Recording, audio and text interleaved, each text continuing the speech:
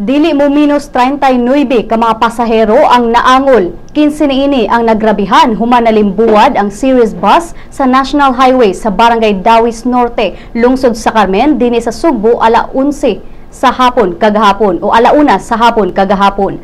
Matod sa driver sa series bus nga si Ronald Lato nga gikan sila sa North Bus Terminal sa Dakbayan sa Mandaue ug paingon sa Daan Bantayan.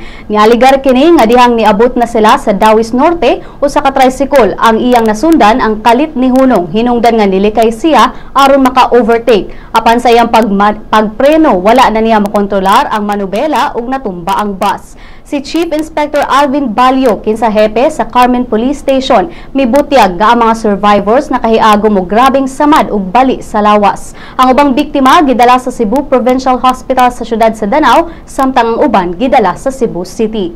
Kasong reckless imprudence resulting to multiple serious physical injury and damage to property ang atubangon sa bus driver.